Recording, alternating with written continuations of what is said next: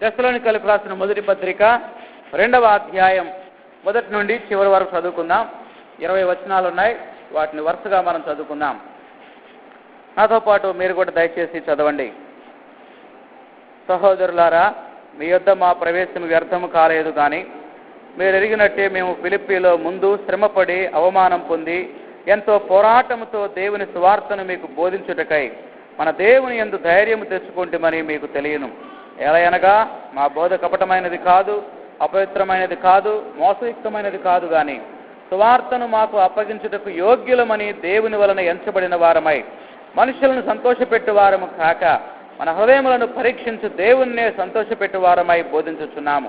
మీరు ఎరిగి ఉన్నట్టు మేము ఇచ్చకపు మాటలనైనను ధనాపేక్షను కప్పిపెట్టే వేషమునైనను ఎన్నడూనూ వినియోగింపలేదు. ఇందుకు దేవుడే సాక్షి. మరియు మేము క్రీస్తు యొక్క అపోస్తలుమై ఉన్నందున అధికారము చేయుటకు సమర్థులమై ఉన్నను మీ వలననే గాని ఇతరుల వలనే గాని మనుషుల వల్ల కలుగు ఘనతను మేము కోరలేదు. అయితే సన్యమిచ్చే తల్లి తన సొంత బిడ్డలను గారవించినట్లుగా మేము మీ మధ్యన సాధువులమై ఉంటిమి. మీరు మాకు బహుప్రియులై ఉంటివి గనుక మీ యందు విశేషాపేక్ష గలవారమై దేవుని సువార్తను మాత్రమే గాక మా ప్రాణములను కూడా మీకు ఇచ్చుటకు సిద్ధపడి ఉంటిమి. అవును సహోదరులారా, మా ప్రయాసము కష్టము మీ జ్ఞాపకమున్నది కదా. మేము మీలో ఎవరికైనాను భారముగా ఉండకూడదని రాత్రింబగళ్ళు కష్టము చేసి జీవనము చేయొచ్చు మీకు దేవుని సువార్తను ప్రకటించితిమి. మేము విశ్వాసులైన మీ ఎదుట ఎంత భక్తిగాను నీతిగాను అనింద్యముగాను ప్రవర్తించితమో దానికి మీరు సాక్షులు, దేవుడును సాక్షి. తన రాజ్యమునకు మహిమకు మిమ్మల్ని పిలుచున్న దేవునికి తగినట్టుగా మీరు నడుచుకునవలనని మేము మీలో ప్రతి వానిని హెచ్చరించుచు ధైర్యపరచుచు సాక్ష్యమిచ్చుచు తండ్రి తన బిడల ఎడల నడుచుకున్న రీతిగా మీలో ప్రతి వాని ఎడల మేము నడుచుకుంటామని మీకు తెలియను.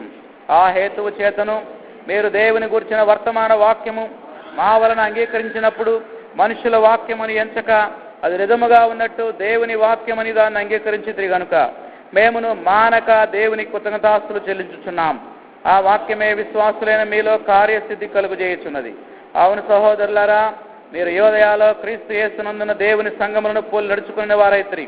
వారు యూదుల వలన అనుభవించినట్టు శ్రమలే మీరును మీ సొంత దేశస్థుల వలన అనుభవించితిరి. ఆ యూదులు తమ పాపములను ఎల్లప్పుడూ సంపూర్తి చేయుటకునై ప్రభు అయిన యేసును ప్రవక్తలను చంపి మమ్మల్ని హింసించి అన్యజనులు రక్షణ పొందుటకై వారితో మేము మాట్లాడకుండా మమ్మల్ని ఆటంకపరచుచు దేవునికి ఇష్టలు కాని వారును మనుషులకందరికీ విరోధులనై ఉన్నారు. దేవుని ఉగ్రత తుదమట్టకు వారి మీదకి వచ్చెను. సహోదరులారా, మేము శరీరమును బట్టి కొద్ది కాలం మిమ్మల్ని ఎడబాసి ఉన్నను, మనస్సును బట్టి మీ దగ్గర ఉండి మిగుల అపేక్షతో మీ ముఖము చూడవలనని మరి ఎక్కువగా ప్రయత్నం చేస్తుమి. కాబట్టి మేము మీ యొద్దకు రావాలని ఉంటిమి.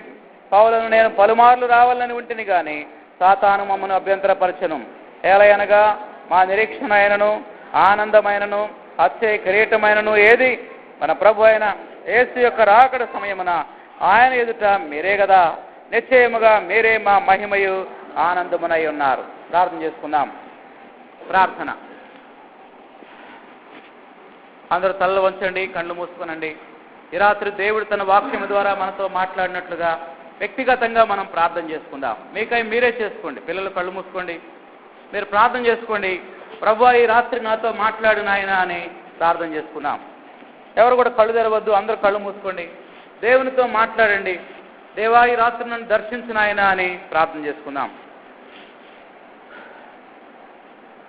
ప్రేమగల తండ్రి, ప్రభువానికి వందనాలు స్తోత్రాలు చెల్లిస్తున్నాను నాయన.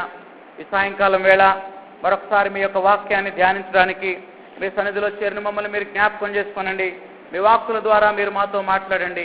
గత వారం తెస్సలోనికైలకు రాసిన మొదటి పత్రిక 2వ అధ్యాయం ద్వారా మీరు మాతో మాట్లాడారు.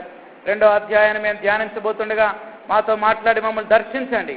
ఈ సమయం మాకు దీవెనకరంగా చేయండి. నిలవబడి మీ దాసు నేను బలహీనుని ప్రభా, బలపరచండి. ఆత్మీయ బలం దయచేయండి, శారీరక బలం దయచేయండి. పరిశుద్ధాత్మదేవ మీ ఆత్మ నడిపింపు దయచేయండి నాయన. మేమందరం ఖాళీ హృదయాలతో మీ వాక్యం కొరకు ఎదురు చూస్తుండగా మీ జీవ వాక్యముతో నింపి ఇక్కడి నుంచి పంపమని మీ సన్నిధిలో ప్రార్థన చేస్తున్నాం. నిలవబడిన మీ దాసు నేను బట్టివాడినే నాయన. నా నోట మీ వాక్కుల నుంచి మమ్మల్ని దర్శించమని యేసు నామములో ప్రార్థిస్తున్నాం తండ్రి, ఆమేన్. మంచిది ప్రియులారా, గత ఆదివారం మనం తెస్సలోనికైలకు రాసిన మొదటి పత్రిక 1వ అధ్యాయాన్ని మనం ధ్యానించుకున్నాం. 1వ అధ్యాయంలో ఆ సంఘానికి, ఆ యొక్క అధ్యాయానికి ఒక పేరు పెట్టాం. జ్ఞాపకం ఉంది ఎవరికైనా? ఏం పేరు అది? మోడల్ చర్చ్, మాదిరికరమైన సంఘం. మాదిరికరమైన సంఘానికి ఉండవలసినటువంటి 5 లక్షణాలని గత ఆదివారం మనం ధ్యానం చేశాం. ఒకటి, క్రియలతో కూడిన విశ్వాసం. రెండవది, ప్రేమతో కూడిన ప్రయాస. మూడవది, నిరీక్షణతో కూడిన ఓర్పు. నాలుగవది, దేవుని పోలి నడుచుకునేటువంటి జీవితం. ఇలాగా మరి 5 విషయాలు సువార్తను ప్రకటించేటువంటి సంఘం. ఈ 5 లక్షణాలు కలిగి ఉన్న సంఘమే మాదిరికరమైన సంఘం అని గత వారం మనం చూసాం. ఈరోజు ఈ 2వ అధ్యాయానికి మనం పెట్టేటువంటి టైటిల్ ఏంటంటే మాదిరికరమైన నాయకుడు. రాసుకోవాలి, నోట్స్ రాసుకునేవాళ్ళు. ఏమిటి దీని టైటిల్? ఏంటి? మాదిరికరమైన నాయకుడు. ఇంగ్లీష్లో మోడల్ లీడర్. ఏంటి ఏమిటి ఈ పేరేంటి? మోడల్ లీడర్, మాదిరికరమైన నాయకుడు. ఈ యొక్క అధ్యాయాన్ని మరి 7 సార్లు చదువుకొని రమ్మని చెప్పాను. ఎవరు చదువుకొని వచ్చారా? 7 సార్లు చదువుకునే వాళ్ళు చేయొద్దండి. 7 times nothing. 5 times very good, praise the lord, congratulation. 3 times nothing. 1 time చాలా విచారం. 1 time కూడా చదవలేదా? ఈసారి అలా కాదు. 3వ అధ్యాయాన్ని కనీసం 7 సార్లు చదువుకొని రావాలి మీరు. వచ్చే వారం ఎన్నో అధ్యాయం చెప్పాలి గట్టిగా. ఎన్నో అధ్యాయం? 3వ అధ్యాయం. ఎన్నిసార్లు చదవాలి? ఎన్నిసార్లు? 7 సార్లు చదవాలి. కనుక మీకు అర్థమైనా కాకపోయినా చదువుకొని ప్రార్థనాపూర్వకంగా రండి, దేవుడు మనతో మాట్లాడతాడు. కొంతమంది చదువుకొని వచ్చారు, చాలా సంతోషం. ఎవరైతే చదువుకొని రాలేదో వాళ్ళని మళ్ళీ ఎంకరేజ్ చేస్తున్నాం. వచ్చే వారానికి ప్రార్థనాపూర్వకంగా సిద్ధపడరండి. రోజుకు ఒకసారి చదవలేరా? కనీసం ఒక్కసారైనా ఒక్క అధ్యాయం చదవలేరా? సమయాన్ని ఇవ్వండి. చదువు రాకపోతే మీ పిల్లల చేత చదివించుకోండి. దేవుని వాక్యం మన హృదయాల్లో పనిచేయాలి. సో ఎంత బిజీగా ఉన్న మామూలు వ్యక్తులైతే, ఖాళీగా ఉండేవాళ్ళు 7 సార్లు చదవాలి. వ్యాపారస్తులు, ఉద్యోగస్తులైతే కనీసం ఒక్కసారైనా చదవాలి. సో ఆ యొక్క వెసులుబాటు ఉంది కనుక మీరు ప్రార్థనాపూర్వకంగా సిద్ధపడి రావాలని మనవి చేస్తా ఉన్నాను. సరే, మంచిది. ఈ యొక్క సాయంకాలం వేళ మరి 2వ అధ్యాయాన్ని మనం ధ్యానిస్తే, ఈ యొక్క అధ్యాయానికి ఇవ్వబడినటువంటి పేరేంటంటే మాదిరికరమైన నాయకుడు. మరి ఈ అధ్యాయాన్ని చదివారు మీరు. ఇంతకీ ఎవరి నాయకుడు అనుకుంటున్నారు మీరు? ఎవరనిపించింది అధ్యాయం చదువుతుంటే? Who is the leader? పౌలు. కాబట్టి ఆ యొక్క ప్రసంగం పేరేంటంటే పాల్ ద మోడల్ లీడర్ అని పెట్టుకోవాలి. పౌలు మాదిరికరమైన నాయకుడు. కాబట్టి మనకి మాదిరికరమైన నాయకుడు ఎవరు? పౌలే. సో పౌలు ఈ 3 వారాల పాటు దెస్సలోనిక సంఘములో ఉండి పరిచర్య చేశాడు. ఎలా చేశాడు? ఎలా ప్రారంభించాడు? ఎలా కొనసాగించాడు? ఈ విషయాలన్నీ కూడా ఈ యొక్క అధ్యాయంలో రాయబడ్డాయి. మొదటి వచనంలో మొదటి మాట చదువుతాం చూడండి. 2వ అధ్యాయం మొదటి వచనం. సహోదరులారా, మీ యొద్ద మా ప్రవేశము ఏం కాలేదు? వ్యర్థము కాలేదు. ప్రియులారా, పౌలు ఏ విధంగా మాదిరికరంగా పరిచర్య చేశాడో మనం కూడా అలా పరిచర్య చేస్తే మనం దేవుని కొరకు పడే ప్రయాస ఏమాత్రం వ్యర్థం కానే కాదు. ఆయన ఎలా చేశాడు? 5 విధాలుగా చేశాడు. ఈ సాయంకాలం వేళ ఆ 5 పద్ధతులు చెప్తాను. ఎన్ని విధాలుగా? 5. ఒక మాదిరికరమైన నాయకుని యొక్క హృదయం ఎలా ఉండాలి అంటే పౌలు యొక్క హృదయంలాగా ఉండాలి. పౌలు ఏ విధంగా ఈ 2వ అధ్యాయంలో మరి పరిచర్య చేశాడో, ఏ విధంగా తన జీవితాన్ని దేవుని సేవ కొరకు సమర్పించుకున్నాడో, ఈ విషయాలన్నీ కూడా 2వ అధ్యాయంలో మనం స్పష్టంగా చూడబోతున్నాం. ఒకవేళ నువ్వు ఒక సంఘ నాయకుడిగా ఉంటే నువ్వు మాదిరికరమైన నాయకుడిగా ఉండాలి. విశ్వాసిగా ఉంటే నీ తోటి విశ్వాసులకి మాదిరిగా ఉండాలి. కాబట్టి ఇదేదో నాయకుల కొరకు ఇవ్వబడిన ప్రసంగం కాదు, కానీ it is for every believer.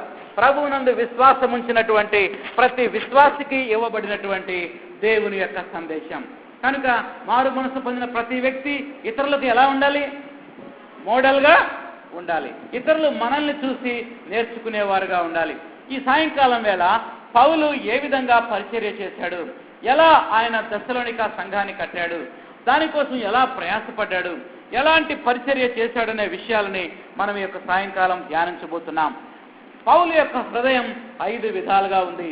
చెప్పండి, ఎన్ని విధాలుగా ఉంది? 5. రాసుకోండి. నెంబర్ 1, మొట్టమొదటిది కరేజియస్ హార్ట్. తెలుగులో ధైర్యము కలిగిన హృదయము. ఏంటి మాట? ధైర్యము కలిగిన హృదయము. Paul had courageous heart. Why don't you write down? తెలుసా? రాసుకోవాలి, చిన్నపిల్లలు కూడా రాసుకోవాలి వాక్యం. పౌలు ఎలా పరిచర్య చేశాడంటే ధైర్యవంతమైనటువంటి నాయకుడు. చూడండి 2వ వచనంలో ఉంది, చూడండి, దాని ఎదురుగా రెఫరెన్స్ రాసుకోండి. వచనం 2, 1-2 వచనాలు చదువుతున్నాను నేను, దయచేసి గమనించండి. సహోదరులారా, మీ యొద్ద మా ప్రవేశం వ్యర్థము కాలేదు గాని మీరు ఎరిగినట్టే మేము ఫిలిప్పీలో ముందు శ్రమపడి అవమానపడి. ఈ 2 సర్కిల్ తీసుకోండి. 2 మాటలు ఉన్నాయి అక్కడ బైబిల్లో. ఏమేంటి? అయ్యో చెప్పండి, ఏమేంటి? శ్రమపడి, రెండోది అవమానపడి. ఎక్కడ శ్రమపడ్డాడు, ఎక్కడ అవమానపడ్డాడు? అక్కడే ఉంది కదా, బైబిల్ చూడలేదా మీరు? తెస్సలోనికలోనా, ఫిలిప్పీలోనా? ఫిలిప్పీలో పౌలు శ్రమపడ్డాడు. రెండోది ఏం చేశాడు? అవమానపరచబడ్డాడు. ప్రియులారా, తెస్సలోనిక పట్టణానికి పౌలు రాకముందు ఫిలిప్పీ పట్టణంలో పరిచర్య చేశాడు. అది అపోస్తల కార్యముల గ్రంథం 16వ అధ్యాయంలో మనం చూస్తాం. 16వ అధ్యాయంలో పౌలు ఫిలిప్పీ పట్టణంలో దేవుని పరిచర్య చేసినప్పుడు ఆయనకి ఏమొచ్చినాయి? శ్రమలు మరియు అవమానం. ఎలాంటి శ్రమలు వచ్చినాయో ఒకసారి మనం చూద్దాం. ఓకే, అపోస్తల కార్యముల గ్రంథం 16వ అధ్యాయానికి వెళ్దాం. చూడండి, అపోస్తల కార్యముల గ్రంథం 16వ అధ్యాయంలో పౌలు ఎలాంటి శ్రమలు పడ్డాడో, ఎలాంటి అవమానాలు అక్కడ అనుభవించాడో మనం కొన్ని విషయాలు మనం చూద్దాం. ప్రియులరా, పౌలు ఫిలిప్పీ పట్టణం వెళ్ళేసరికి అక్కడ లూదియా అనేటువంటి స్త్రీ మారు మనసు పొందింది మొట్టమొదటిగా. రెండవదిగా అక్కడ దయ్యం పట్టినటువంటి ఒక యవనస్తురాలు మారు మనసు పొందింది. మూడవదిగా అక్కడ ఒక చెరసాల నాయకుడు మారు మనసు పొందాడు. ప్రైజ్ ది లార్డ్, హల్లెలూయా. చెప్తారు ఈ ముగ్గురు ఎవరెవరు? నేను చెప్పింది మీరు త్వరగా చెప్పాలంటే మీరు శ్రద్ధగా వినాలి. మొట్టమొదటి ఎవరు మారు మనసు పొందారు? లూదియా. రెండవది దయ్యం పట్టిన అమ్మాయి. మూడవది చెరసాల నాయకుడు. ఒక అమ్మాయికి దయ్యం పట్టింది. దయ్యం పట్టి శోధ చెప్తా ఉంది, ఇట్లా ఊగుతా ఉంది ఒక గుండంలో. జరిగింది చెప్తా, జరగబోయేది చెప్తా అంటుంది దయ్యం. ఈ యొక్క దయ్యంతో కొంతమంది చేతబడి చేసేవాళ్ళు వ్యాపారం చేస్తున్నారు. పెద్ద క్యూ ఉంది. వాళ్ళందరూ ఎందుకు వస్తున్నారు? శోధ చెప్పించుకోవడానికి వస్తున్నారు. ఇక్కడ నుంచి ఇదిగో మార్కెట్ దాకా కొంత పెద్ద క్యూ. ఈ దయ్యం ఏం చేస్తుందంటే, రండిరా రండి, మీకు జరిగింది చెప్తా, జరగబోయేది చెప్తా అంటుంది దయ్యం. ఈ అమ్మాయికి పట్టింది. అందరి దగ్గర పైసలు, రా బాబు నువ్వు 100 రూపాయలు టికెట్ 100 పెట్టేసాడు వాడు. బాగానే శోధ చెప్పించుకొని ఆడు వెళ్ళిపోతాడు. అట్లా మంచిగా పైసలు గిరాకీ బాగుంది, వీళ్ళకి వ్యాపారం బాగుంది. అమ్మాయితో వ్యాపారం చేస్తున్నారు, దయ్యంతో వ్యాపారం చేస్తున్నారు. అంతలోకి ఒక రోజు ఏం జరిగిందంటే, ఆ రోడ్డు గుండా పౌలు శీల ఇద్దరు వెళ్తున్నారు. దేవుని సేవకులు. ఎవరెవరు వాళ్ళు? పౌలు మరియు శీల. వెళ్తా ఉంటే ఈ దయ్యం అంటుంది, ఓరి పిచ్చోళ్ళారా, క్యూలో ఉన్న మనుషులారా, నా దగ్గరకు వస్తారు ఎందుకురా? అదిగో వాళ్ళ దగ్గరికి వెళ్ళండి, వాళ్ళు దేవుని దాసులు, వాళ్ళు మీకు దేవుని రాజ్యానికి ఎలా వెళ్ళాలో మీకు బోధిస్తారు, అక్కడికి వెళ్ళండి రా అని చెప్తుంది దయ్యం. హల్లెలూయా.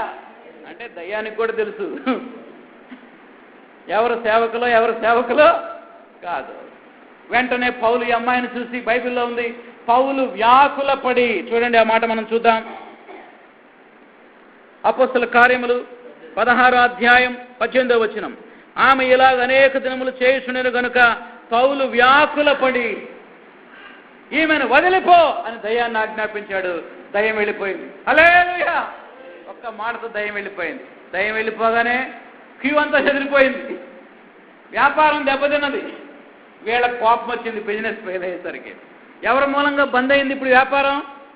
ఈ పౌలు శీలగా మూలంగా బంద్ అయిందని వాళ్ళని హింసించడం ప్రారంభించాడు. పౌలు ఎలాంటి శ్రమలు పడ్డాడో చూడండి. కొన్ని మాటలు చెప్తాను, వీలైతే రాసుకోనండి, అబ్జర్వ్ చేయండి. 19వ వచనం చూడండి. ఆమె యజమానులు తమ లాభ సాధనము పోయినని చూసి పౌలును శీలను పట్టుకొని గ్రామపు చావడిలోకి అధికారుల యొద్దకు ఈడ్చుకొని పోయి, ఎట్లా తీసుకెళ్లారు? చూడండి, నా వైపు చూడండి. ఇలా పట్టుకొని ఈడ్చుకెళ్ళారు అన్నమాట. ఎక్కడికి? గ్రామ చావడిలోకి, అంటే ఆ చివరస్తాలోకి, ఆ కోర్టుకి ఈడ్చుకెళ్ళారు. మామూలుగా పట్టుకెళ్ళొచ్చు కదా. ఆ రచ్చబండ దగ్గరికి ఎలా చేసుకెళ్లారు? అన్ని ఈడ్చుకెళ్ళారు. ఎన్ని గాయాలు అయి ఉంటాయో మీరు ఇమాజిన్ చేయండి. ఇమాజిన్ చేయి. యాక్చువల్గా ప్రార్థన చేస్తే దయ్యం వెళ్ళిపోయిందండి. దండలేయాలా బండ్లేయాలా? మరి బండ్లేశారు. యాక్చువల్గా అలాంటి వాళ్ళు మనం అప్రిషియేషన్ చేయాలి. ఆయనకు తిరస్కారం ఎదురైంది, దండలేయలేదు, బండలేశారు, ఘోరంగా ఆయన హింసించారు. నెంబర్ 2 తర్వాత చూడండి ఏమైందో. 22వ వచనం. అప్పుడు జనసమూహము వారి మీదకి దొమ్మిగా వచ్చెను, న్యాయాధిపతులు వారి వస్త్రములు లాగివేసి. ఇదే అవమానం అంటే. 10 మందిలో పబ్లిక్గా పౌలు శీల బట్టలన్నీ ఊడదీశారు. పబ్లిక్గా బట్టలు ఊడదీస్తే అది ఏంటి? అవమానమా మహిమ? కేవలం అర్ధనగ్నంగా ఆయన నిలబెట్టేశారు పబ్లిక్. ప్రియులు అలా చూసారా? దేవుని కొరకు ఎన్ని శ్రమలు పడుతున్నాడు. శ్రమలు, అవమానపరచబడుతున్నాడు. నెక్స్ట్ 3వది రాసుకుంటున్నారు ఇవన్నీ. 1 ఏడవబడ్డారు, 2వది అవమానపరచబడ్డారు, 3వది చూడండి బెత్తములతో కొట్టవలన ఆజ్ఞాపించిరి. 23వ వచనం. వారు చాలా దెబ్బలు కొట్టి. ఎన్ని కొట్టారు అంటే ఎన్ని? 1, 2? కౌంట్లెస్. బహుశా నేను అనుకుంటా చెయ్యి నొప్పి తగ్గేంత వరకు కొట్టారేమో. చెయ్యి నొప్పి వచ్చేంత వరకు వాళ్ళని కొట్టారు. ఇంగ్లీష్ బైబిల్ ఏముందంటే దే వర్ సివియర్లీ ఫ్లాగ్డ్. సివియర్గా వాళ్ళని కొరడాలతో కొట్టినట్టుగా కొట్టారు, బెత్తాలతోటి. ఎన్ని దెబ్బలు కొట్టారంటే వర్ణించలేదు. చెప్తారు ఈ 3 ఏంటో. 1 ఏడవబడ్డారు, 2 అవమానపరచబడ్డారు, 3వది కొట్టబడ్డారు. రక్తం కారుతా ఉంది. దెబ్బలు కొడితే ఆ బెత్తం తీసుకొని కొడతా ఉంటే బ్లడ్ కారుతా ఉంది, రక్తం కారేటట్టు కొట్టారు. తర్వాత ఏం చేశారు తెలుసా? 4వదిగా చెరసాలలో వేశారు. ఏం చేశారు? చెరసాలలో వేశారు. చూడండి 24వ వచనం. అతడు అట్టి ఆజ్ఞను పొంది వారిని లోపలికి చెరసాలలో వేసా త్రోసా. ఇంకా నేను తప్పు చెప్పా, వేసి కాదు. ఏం చేశారు రమేష్ అన్న? ఏం చేశారు తెలుసా? గిట్లో పట్టుకొని మనిషిని దొబ్బారంతే చెరసాలలో. అసలే గాయపడి ఉన్నాడు, రక్తం కారుతా ఉంది. ఏమాత్రం కరికరం లేకుండా ఈ ఇద్దరిని చెరసాలలో ఏం చేశారు? దొబ్బేశారు, తోశారు. బహుశా నేను ఇమాజిన్ చేస్తున్నా, ఇట్లా తోయగానే పోయి ఆ గోడ గుద్దుకున్నారేమో ఇద్దరు. ఎంత అవమానపరచబడ్డారు, ఎన్ని శ్రమలు పడ్డారు, ఎన్ని శ్రమలు పడ్డారు. ఇన్ని శ్రమలు నీకు వచ్చినాయి అనుకో, నువ్వేం చేస్తావు? ఇంకా జీవితంలో ఒకడికి దేవుని గురించి నేనుగా వాడు సస్తే నాకే, బతికితే నాకే, వాడు పరలోకం పోతే నాకే, నరకానికి పోతే నాకే. ఎందుకు ఈ సేవ? ఈ సేవ వద్దు. ఏమవుతుంది? బైబిల్ పక్క పెట్టవా? ఎందుకయ్యా బాబు? దయ్యాన్ని ఎళ్ళగొడితే దండలేస్తారనుకున్నా నేను. ఏమేశారు? బండలేశారు. ఈడవబడడు. ఏంటిది? నేనేం నేరం చేశాను? విసిగిపోతాం మనమైతే, విసిగి వేసారిపోతాం, దేవుణ్ణి విసర్జిస్తాం. కానీ బైబిల్ ఏం రాయబడింది చూడండి. తెస్సలోనికీయులకు రాసిన మొదటి పత్రిక 2వ అధ్యాయం 2వ వచనం చదవండి. చదవాలి త్వరగా.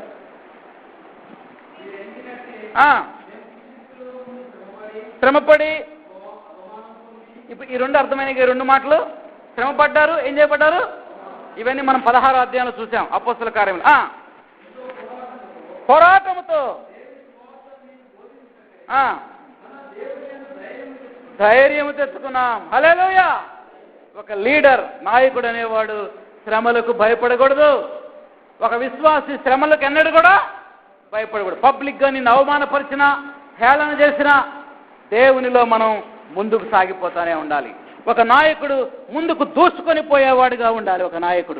ఒక నాయకుడు ఎవరిని కూడా లెక్క చేయకుండా దేవుని సన్నిధిలో, దేవుని పనిలో ముందుకు దూసుకొని పోయేవాడిలాగా ఉండాలి. అంతేగాని భయపడి పిరికి బందలాగా పారిపోయేవాడుగా ఉండకూడదు. అపోస్తల కార్యాలు 16వ అధ్యాయంలో ఇన్ని శ్రమలు పడితే 17:1 ఉంది. ఆ తర్వాత వాళ్ళు దెస్సలోనికకు వచ్చిరి. దెస్సలోనిక సంఘస్థులు అంటున్నారు, ఓ దెస్సలోనిక సంఘస్థులారా, ఫిలిప్పీలో మేము శ్రమ పడ్డాం, అవమానపరచబడ్డాం, అయినా కానీ మేము భయపడలేదు. దేవుని దగ్గర నుంచి మేము ఏం తెచ్చుకున్నాం? ధైర్యం తెచ్చుకోండి. నాయకుడు అనేవాడు ధైర్యంగా ముందుకు నడిచేవాడై ఉండాలి. నాయకుడు ముందు నడిస్తే ప్రజలు కూడా వెనక నడుస్తారు. నాయకుడు అమ్మో పడుతున్నారా బాబు, మరి చంపేస్తారా, చెరసాలు వేస్తారా అని అంటే వెనక వాళ్ళు కూడా ఉడుచుకుపోతారు. No, you are a child of God. నీవు దేవుని బిడ్డవి.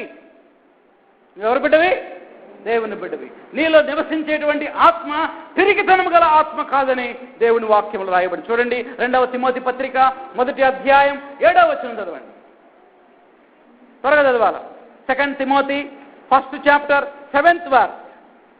2వ తిమోతి, దేవుడు మనకు శక్తియు ఏంటమ్మది ప్రేమయు ఇంద్రియ నిగ్రహము గల ఆత్మనిచ్చాడు కానీ పిరికితనము గల ఆత్మనివ్వలేదు. హల్లెలూయా.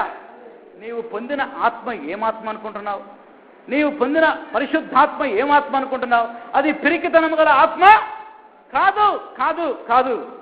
ఏ వ్యక్తికి భయపడొద్దు, ఏ శక్తికి భయపడొద్దు. ప్రాణం తీస్తానన్నా భయపడొద్దు, భయపడొద్దు.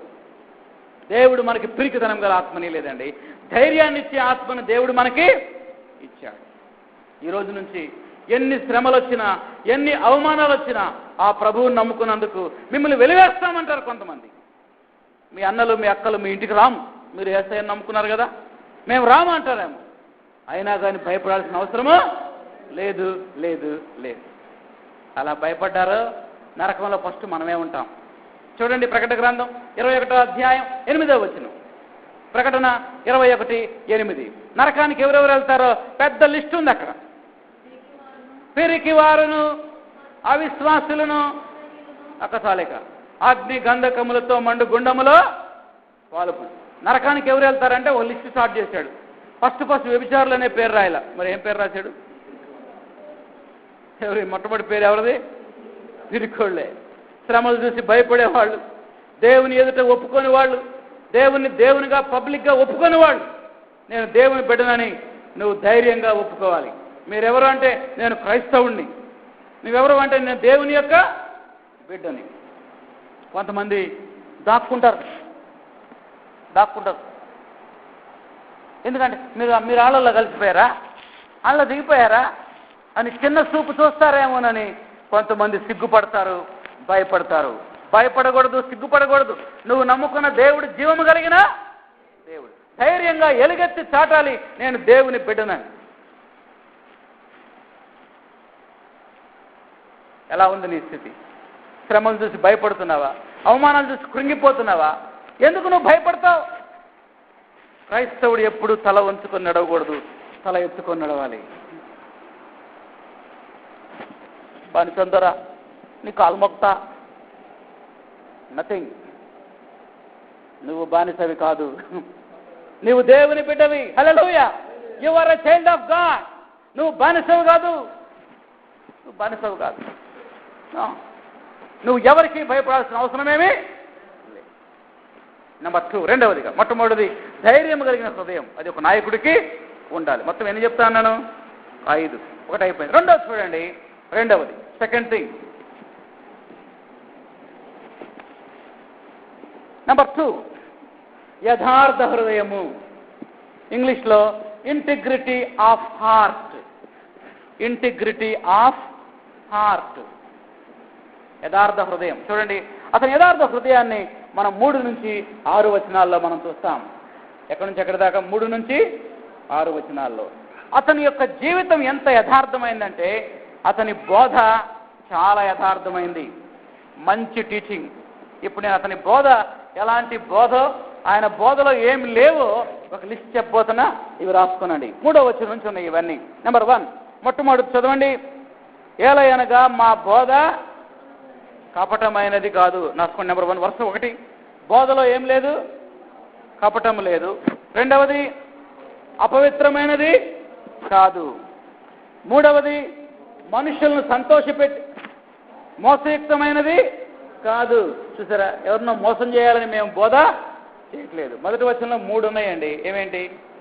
కపటమైంది కాదు, రెండోది అపవిత్రమైంది కాదు, మూడోది. నెక్స్ట్ 4వ వచనంలో ఇంకోటి ఉంది, మనుషులను సంతోషపెట్టేది కూడా కాదు. కనబడిందా? అండర్లైన్ చేసుకోండి ఈ మాటలు, చాలా శ్రేష్టమైన మాటలు. ఏదో మనుషుల్ని సంతోషపెట్టాలని మేము బోధ చేయట్లేదు. ఆ తర్వాత 5వ వచనంలో ఇచ్చకపు మాటలు ఉపయోగించలేదు మేము. మా బోధలో ఈ మాటలు లేవంట. ఏ మాటలు రా చెప్పు? ఇచ్చకపు మాట. ఏంటి ఇచ్చకప్పు మాటలు అంటే? ఇవేం మాటలు బ్రదర్, వెరైటీ ఉంది వర్డ్. ఎప్పుడు విన్నారా? ఏంటి ఈ మాటల పేరు? ఏం పేరు? ఇచ్చకప్పు మాటలు. ఏంటి అంటే ఏంటి? ఏమన్నా ఊహించి చెప్పండి, పర్లేదు. తప్పు చెప్పినా పర్లేదు, నేర్చుకోవడానికి వచ్చాం మనం అందరం కదా. We are not familiar. ఏంటన్నా? గొడవ పెట్టి అవి కాదు. ఇంకా ఇంకా ఇంకా ట్రై చేయండి అన్న. ట్రై చేసాడు, మీరు ట్రై చేశారు, థ్యాంక్ యూ. ఇచ్చకప్పు మాట్లాంటి ఏంటి అక్క? ఏంటి ఏమనుకుంటున్నారు? కాదు కాదు, రాసుకోండి. పొగడతలు, పై పొగడతలు. ఇచ్చకప్పు మాటలు అంటే పై పొగడతలు. అన్నా నువ్వు లేనిదే ఈ బెల్లంపల్లి ఎక్కడుందన్నా అంటాడు. ఆ తర్వాత అంటాడు మెల్లగా వచ్చి, అన్న 100 రూపాయలు అన్న అంటాడు. ముందేమో నువ్వు లేనిదే అసలు బెల్లంపల్లే లేదు. అది పై పొగడతాను అన్నమాట. ఈ పొగడితే ఎందుకు? ఇన్నర్గా నీ దగ్గర ఏదో ఆశించి, వాటిని ఇచ్చకప్పు మాటలు అంటారు. కీర్తనల గ్రంథం 12వ అధ్యాయంలో ఇచ్చకప్పు మాటల గురించి ప్రభు అయిన యేసుక్రీస్తు చెప్పిన మాట ఒకటి చదువుకున్నాం మనం. కీర్తనల గ్రంథం 12వ అధ్యాయం 3వ వచనం చదవండి. 3 పై పొగడతలు, లోపల లేదు, యథార్థంగా లేదు, పై పొగడతలు అన్నమాట. యెహోవా ఇచ్చకములాడే పెదాలని, బెంకములాడే నాలుకలను ఏం చేస్తాడు? కోసేస్తాడు, నాలుగు కోస్తాడండి. ఇచ్చకములాడే పెదవులను, బెంకములాడే నాలుకను ఏం చేస్తాడు? కోసేస్తాడు. గాడ్ హేట్ ఇలాంటి మాటల్ని దేవుడు ద్వేషిస్తున్నాడు. ఇంగ్లీష్లో బైబిల్ ఏముందంటే ఫ్లాటరింగ్ వర్డ్స్ అనే మాట వాడాడు. ఏంటది? ఫ్లాటరింగ్ అంటే పై పొగడతలు, పై పొగడతలు, పై పొగడతలు, పైపైన పొగుడతారన్నమాట. ఒకసారి నేను సైకిల్ మీద ఒకసారి పరిచర్యకి వెళ్ళొస్తున్నా మంచిర్యాలలో. ఎన్నడూ నమస్కారం పెట్టినాడు, ఒకరోజు నమస్తే అంటున్నాడు అన్నమాట. నాకేం అర్థం కాదు, ఏంది ఎన్నడూ పెట్టినాడు ఇప్పుడు నమస్తే పెట్టాడంటే ఆయన మా వార్డు మెంబర్గా పోటీ చేస్తున్నాడు. ఇంక వారంలో ఎలక్షన్ ఉందన్నమాట. సంగతి అది. అంటే నేను అతనికి ఓటు వేయాలని అతను నాకేం పెడతాడు ఇప్పుడు. అంతకుముందు నేను 6 ఏళ్ల నుంచి ఉండే మంచిర్యాలలో ఏనాడు పట్టించుకోలేదు నన్ను. అసలు నేను ఎవడో కూడా ఆయనకి తెలియదు, కానీ నేను ఉన్నానని తెలుసు. కానీ ఏనాడు మన సంగతి అంటే వాళ్ళు పై పొగడతలు అనమాట. అంటే వాళ్ళ ఉద్దేశం ఏంటి? నీ దగ్గర నుంచి ఏదో ఆశించాలి. వీటిని ఏమంటారంటే ఇచ్చకప్పు మాటలు. నువ్వు లేనిదే ఇంకేముందన్న. అక్క నీ అంత సౌందర్యవంతరాలు ఎవరున్నారక్క, నువ్వు ఫ్లాట్ అయిపోతావు అనమాట. సాయంత్రం వచ్చి ఏదో అడుగుతారు నిన్ను, బాగా ఇబ్బంది ఉంది అక్క, 1000 రూపాయలు ఇయ్యక. అబ్బో నువ్వు ఇచ్చేస్తావు నువ్వు. Be careful. ఇలాంటి ఇచ్చకప్పు మాట్లాడేటువంటి పెదాలను దేవుడు ఏం చేస్తాడంట? కోసేస్తానని వాగ్దానం చేస్తున్నాడు, హెచ్చరిస్తా ఉన్నాడు దేవుడు. సరే మంచిది. ఇంకేంటి ఆయన బోధ? ఒకసారి ఇవన్నీ చెప్దాం. ఆయన బోధలో కపటం లేదు, అపవిత్రత లేదు, మోసం లేదు, మనుషుల్ని సంతోషపెట్టడం లేదు. ఇచ్చకప్పు మాట అసలు లేనే లేవు. ముఖం మీద చెప్తాడు ఉన్నదన్నట్టు అంతే. లోన ఒకటి బయట ఒకటి చెప్పే టైపు కాదు. చివరిది ఏంటంటే ధనాపేక్షను కప్పిపుచ్చే వేషం కూడా లేదు. నీ దగ్గర నుంచి ఏదో డబ్బు ఆశించే ఆ టైప్ ఆఫ్ మెథడ్ కూడా లేదు. ఇంకోటి ఉంది 6వ వచనంలో, మనుషుల వలన ఘనతను కూడా మేము కోరలేదు. లాస్ట్ లైన్లో ఉంది, చూస్తున్నారా? బైబిల్ అబ్జర్వ్ చేయాలి మీరు. ఇవన్నీ బైబిల్లో చెబుతున్నాను నేను, బయట ఏం చెప్పట్లా. ఒకసారి లిస్ట్ అంతా చెప్పండి. అసలు రాసుకుంటే బాగుంటుంది. మరి మీరు రాసుకుంటారో లేదు? ఒకటి, కపటం లేదు, అపవిత్రత లేదు, మోసం లేదు, మనుషులను సంతోషపెట్టే బోధ కాదు, ఇచ్చకప్పు మాటలు లేవు, ధనాపేక్ష కప్పిచ్చే విషయం లేదు, మీ దగ్గర నుంచి ఏదో ఘనత కూడా కోరటం లేదు. ఏం బోధ అండి! ఈ రోజుల్లో ఇలాంటి బోధ దొరకట్లా. టీవీలో చూడండి, స్పీకర్ రాకముందే ఆన్లైన్ నెంబర్ పడుద్ది. అసలు ఇంకా స్పీకరే బయటకు రాలేదు, ముందేం పడుద్ది? ఆన్లైన్ నెంబర్ పడుతుంది. మేడం మీరు మా పంపండి అంటే అది ఏంటనుకున్నా, ధనాపేక్షను కప్పిపుచ్చే వేషం. బోధలో అపవిత్రత లేదు. కొంతమంది అపవిత్రమైన బోధ కూడా చేస్తారు. తెలుసా మీకు ఇది? ఏం బోధ? అపవిత్రమైన బోధ. ఒకసారి ఒక ఆయన తాగుతున్నాడు, చర్చికి వస్తే కూడా తాగుతున్నాడు. చర్చికి వస్తున్నాడు, ఏం చేస్తున్నాడు? నేను అడిగా, బ్రదర్ మనం తాగకూడదు కదా అంటే, అసలు బైబిల్లో కూడా ఉందండి కదా బ్రదర్ కొంచెం తాగమని. బైబిల్లో కూడా ఉందంటే కొంచెం తాగమని. నాకైతే అసలు అర్థం కదా. బైబిల్లో ఉందని నీకు ఎవరు చెప్పారా అంటే, వరంగల్లో మా పాస్టర్ గారు చెప్పారండి. అది ఎక్కడుందో చూడండి. తిమోతికి రాసిన ఒక ఎగ్జాంపుల్ అనమాట ఇది. తిమోతికి రాసిన పత్రిక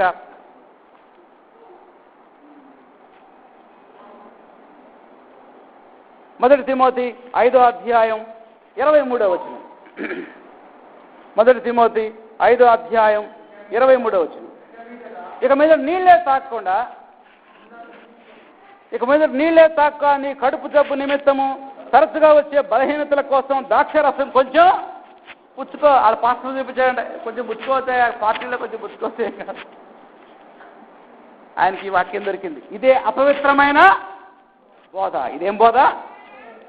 ఆయన ఎందుకు చెప్పాడు తెలుసా పాస్టర్? ఆయన కూడా తాగుతాడు. మీకు అర్థమైందా సీను? ఆ పాస్టర్ తాగొచ్చని ఎందుకు చెప్పాడు? ఆయన కూడా తాగుతాడు. ప్రాబ్లం అది. మరి తను చేసే పాపాన్ని కప్పిపుచ్చుకోవడం కోసం ఇతరులకు కూడా తాగినా పర్వాలేదు చెప్తున్నాడు. సందర్భం జాగ్రత్తగానండి. తిమోతి తరచుగా కడుపు నొప్పితో బాధపడుతూ ఉండేవాడు. ఈయన పాస్టర్ గారు తిమోతి. ఏమొస్తుంది దానికి? కడుపున బలహీనతలు. ఇక్కడ ద్రాక్షారసం అంటే అర్థం ఏంటంటే ట్యాబ్లెట్ వేసుకోవాలి, ఒక గోళీ వేసుకో. ఆ రోజుల్లో ద్రాక్షారసాన్ని మెడిసిన్గా వాడతారనమాట. ఎలా వాడతారు? మెడిసిన్ వేసుకో. ఒట్టిగా నీళ్లు తాగి ప్రార్థన చేసుకోబాక కొంచెం గోళీ కూడా వేసుకో. మేము కూడా చెప్తాం కదా, అమ్మ నీకు బాగుండలేదు, నడువు నొప్పి పుడుతుందా, సరే నేను ప్రార్థన చేస్తా, హాస్పిటల్కి వెళ్ళి చూపించుకోమా అని చెప్తాను నేను. కొంతమంది మూఢ విశ్వాసులు ఉంటారు, మేము గోళీలు వేసుకోం, ఆ దేవుడే మమ్మల్ని తగ్గిపియాలని చూస్తారు. తగ్గిపియాలి, అది మూఢ విశ్వాసం. అలాంటి వాళ్ళ మూలంగా దేవునికి అవమానం వస్తుంది కానీ మహిమ రాదు. దేవుని వాక్యం చెప్తుంది, దేవుని బిడ్డలమైన మనం మందులు వాడుకోవడంలో ఏ తప్పు కూడా లేదు లేదు లేదు. మందులు సృష్టించిన వాడు దేవుడే. హిజ్కియాకి క్యాన్సర్ వ్యాధి ఇక్కడ రాతి పుండు ఒకటి తగిలినప్పుడు యెషయా అనేటువంటి ఆయన అంజూర పండ్ల ముద్ద ఒకటి తీసుకొచ్చి దాని మీద వేస్తాడు, తగ్గిపోయింది. ఆ పండ్ల ముద్దే మెడిసిన్. కాబట్టి మెడిసిన్ యూజ్ చేయటం పాపం ఏమాత్రం కాదు. పౌలు ఇప్పుడు తిమోతికి ఏం చెప్తున్నాడంటే, ఓ తిమోతి హాస్పిటల్కి వెళ్ళి చూపించుకోవయ్యా అన్నాడండి. సింపుల్గా అది దీని అర్థం. అక్కడికి వెళ్ళి చూపించుకో, హాస్పిటల్కి వెళ్ళి. దీన్ని పట్టుకొని మన సహోదరుడికి బాగా అవకాశం దొరికింది. కొంచెం పుచ్చుకోమన్నాడు కదా అని కొంచెం పుచ్చుకుంటున్నాడు. కొంచెం కాదు, ఫుల్ పుచ్చుకుంటున్నాడు. కానీ what the Bible says, Bible ఏం చెప్తుంది చూడండి. సామెతల గ్రంథం 23వ అధ్యాయం 29వ వచనం. సామెతల గ్రంథం 23వ అధ్యాయం, ప్రొవెర్బ్స్ 23. సామెతల గ్రంథం 23వ అధ్యాయం. అందరు తీయాలి బైబిల్. 29వ వచనం నేను చదువుతా, ఇవి లెక్క పెట్టండి. 23, 29 తీసారా అందరూ?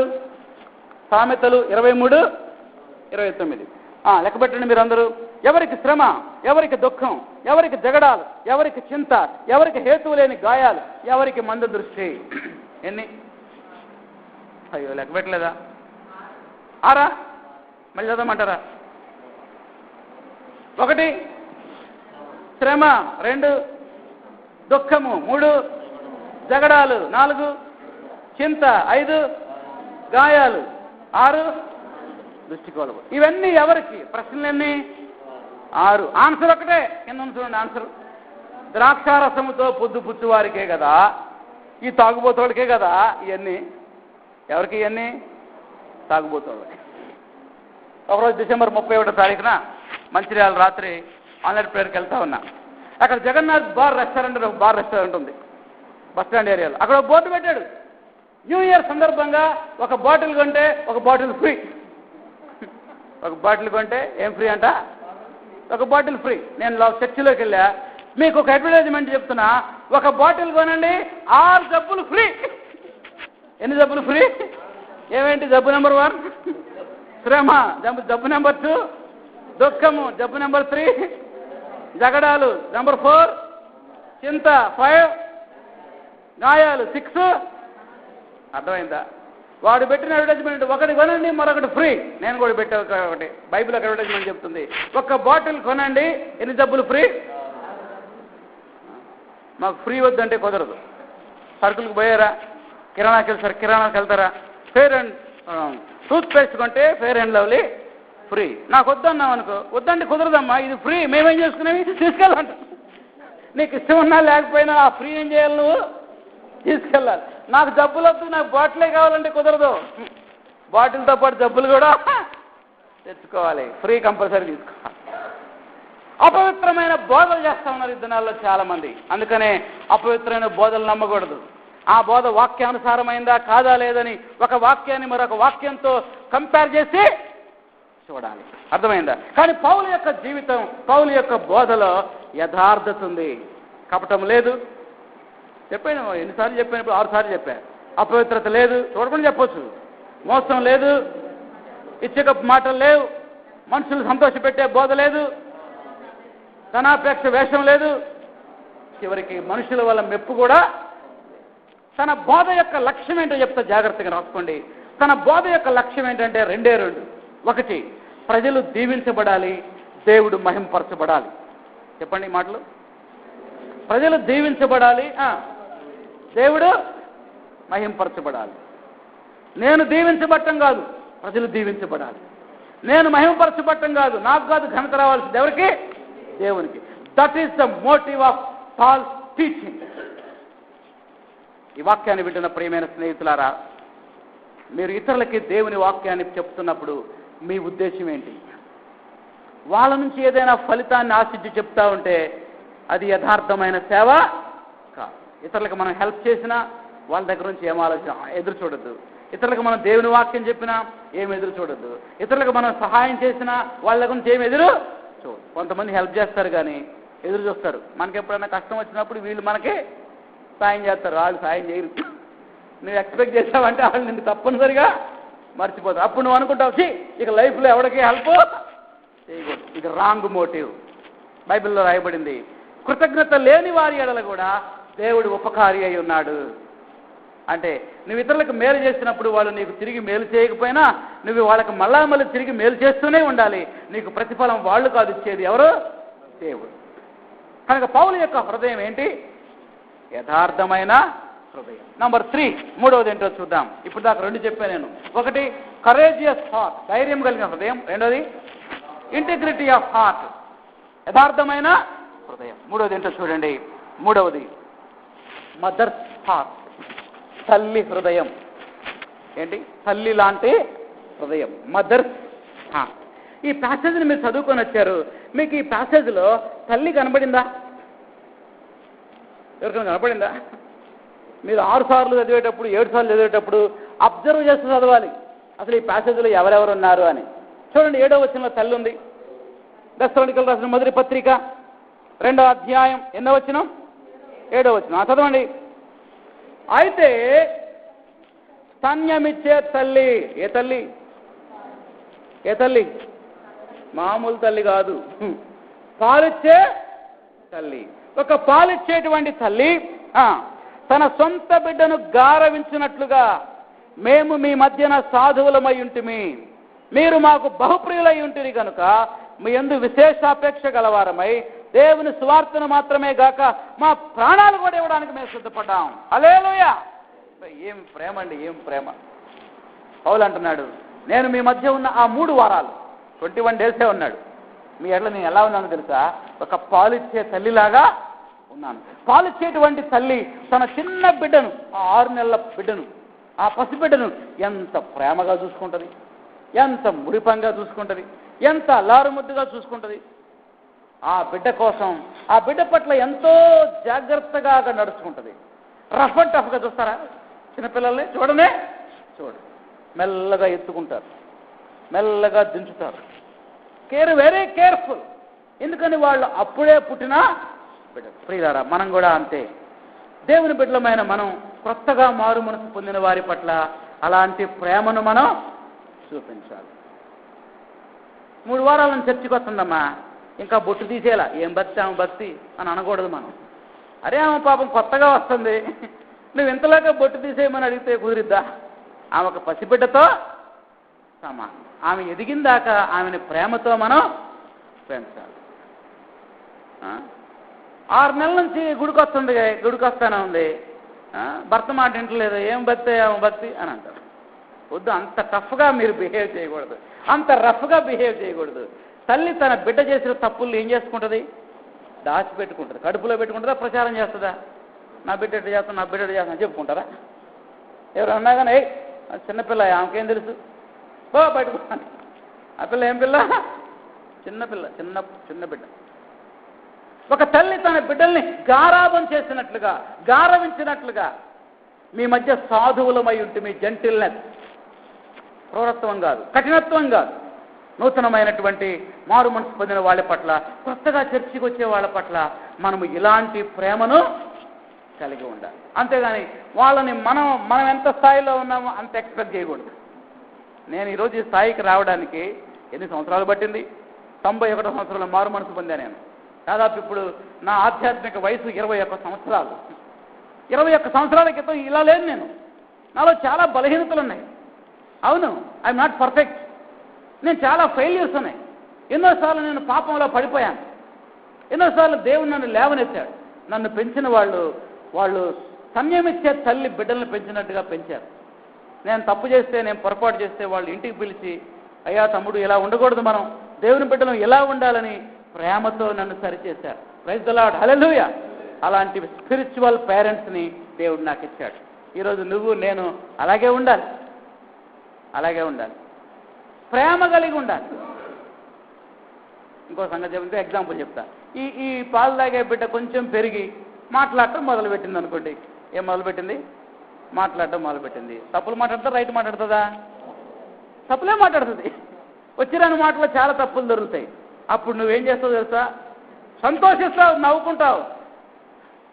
మాట్లాడింది, తప్పులు మాట్లాడింది, నా బిడ్డ మాట్లాడటం నేర్చుకుంది అని. మనం కూడా అంతే. కొత్తగా మారు మనసు పొందిన వాళ్ళని అలాగా ప్రేమతో చూడాలి. వీళ్ళేం విశ్వాసులయ్యా, ఏం విశ్వాసులు, వీళ్ళు బాప్తిసం తీసుకున్నారు కానీ ఇట్లా చేస్తున్నారు, గట్లా చేస్తున్నారు అంటే, వాళ్ళు మొన్ననేనాయా దేవుడిని నమ్ముకుంది, నీ అంత సీనియర్గా ఎట్లా అవుతారు? ఆ కనికరమైన మనస్సు మనకి ఉండాలి. వాళ్ళు వచ్చే స్పెషల్ సాంగ్ పాడారు, పాపం ట్యూన్ అంతా తప్పు పాడారు. మరి ఏం చేయాలా? నువ్వు పాడిందాడా అన్ని తప్పులు పాడావు. స్తోత్రం చెల్లింతం పాట నువ్వు చిన్నప్పుడు నేర్చుకున్నావు. పాపం ఆమె ఇప్పుడే నేర్చుకుంది పాపం. మరి అలాంటి వాళ్ళని అప్రిషియేట్ చేయాలా, తిరస్కరించాలా? అప్రిషియేట్ చేయాలా. తల్లి లాంటి ప్రేమ. ఎలాంటి ప్రేమ చెప్పండి? తల్లి లాంటి ప్రేమ. తల్లి లాంటి ప్రేమ. ఒక మాట అంటున్నాడు, మేము సువార్తను మాత్రమే కాదు, 8వ వచనంలో మా ప్రాణాలు కూడా ఇవ్వడానికి మేము సిద్ధపడ్డాం. అది తల్లి లాంటి ప్రేమ. బిడ్డకి జ్వరం వచ్చింది, నేనంటారు తండ్రి నన్ను నిద్రపోతాడేమో కానీ తల్లి నిద్రపోదు. హల్లెలూయా.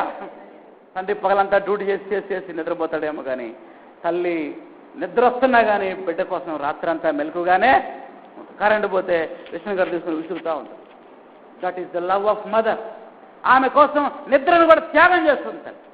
పౌలు అంటున్నాడు, మీకోసం సువార్త మాత్రమే కాదయ్యా, మా ప్రాణాలు కూడా ఇవ్వడానికి సిద్ధపడ్డాం. ప్రియులారా, ఇప్పుడు చెప్పండి, ఇలాంటి ప్రేమ నూతన విశ్వాసుల పట్ల చూపిస్తే మన సంఘం అభివృద్ధి చెందదా?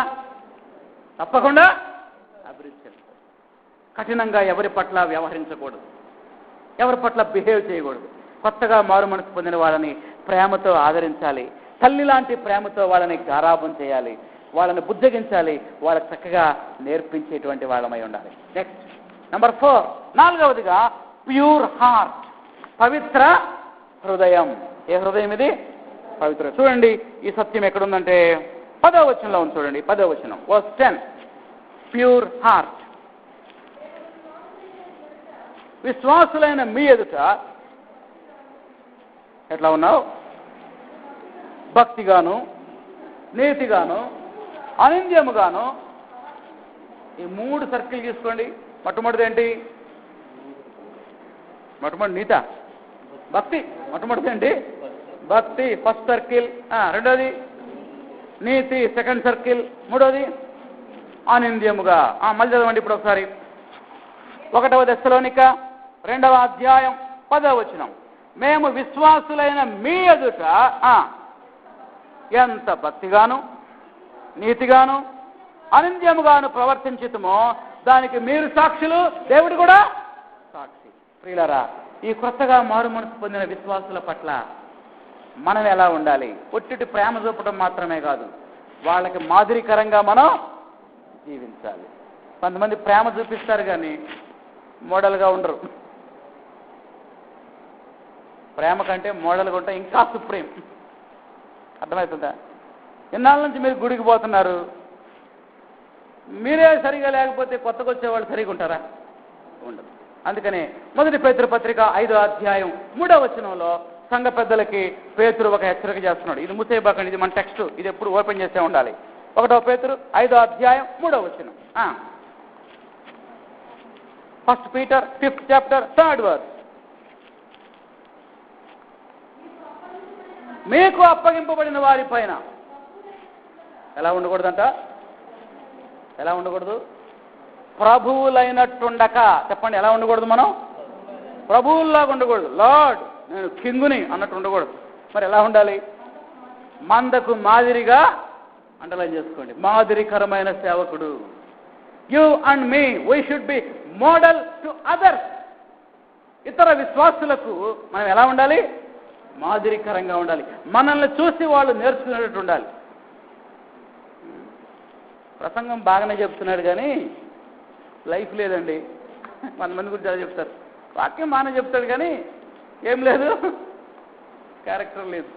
ఎందుకది? ఇంకా వాక్యం చెప్పడేందుకు? దానివల్ల ఏమైనా ప్రయోజనం ఉందా? ఎలా ఉన్నాడు? 3 పాయింట్లు చెప్పండి. 1, మర్చిపోయారా? భక్తిగా ఉన్నాడు. మొట్టమొదటి పాయింట్ ఏంటి? భక్తి. రాసుకోండి దాని ఎదురుగా. భక్తి అంటే దేవునితో సంబంధించింది. దేవుని ఎదుట భక్తి. భక్తి ఎవరికి సంబంధించి? Towards God. ప్రార్థన చేసే విషయంలో మాదిరిగా ఉండాలి. వాక్యం చదివే విషయంలో మాదిరిగా ఉండాలి. దేవుని పరిచర్యకి ఇచ్చే విషయంలో మాదిరిగా ఉండాలి. పరిచర్య చేసే విషయంలో మాదిరిగా ఉండాలి. మొట్టమొదటిది ఏంటంటే భక్తి దేవుని విషయంలో, టువర్డ్స్ గాడ్. రెండోది నీతి, వ్యక్తుల మనుషుల విషయంలో. తోటి మనుషులతో ఎలా జీవించాలి? మనం నీతిగా జీవించాలి. ఏ మాత్రం అవినీతి అనేది మనలో ఉండకూడదు. ఎవరికైనా మాట ఇస్తే మాట మీద నిలబడాలి, నెరవేర్చాలి. ఎవరికైనా పైసలు తీసుకున్నావా? 1000 రూపాయలు వచ్చే ఆదివారం ఇస్తానంటే ఖచ్చితంగా వచ్చే ఆదివారం ఇవ్వాలి. వచ్చే ఆదివారం ఫోన్ చేసి స్విచ్ ఆఫ్ వచ్చింది. ఆదివారం ఫోన్ చేస్తే ఏమొచ్చింది? స్విచ్ ఆఫ్ వచ్చింది. ఏం క్రైస్తవులయ్యా ఈ క్రైస్తవులు, ఏం క్రైస్తవులు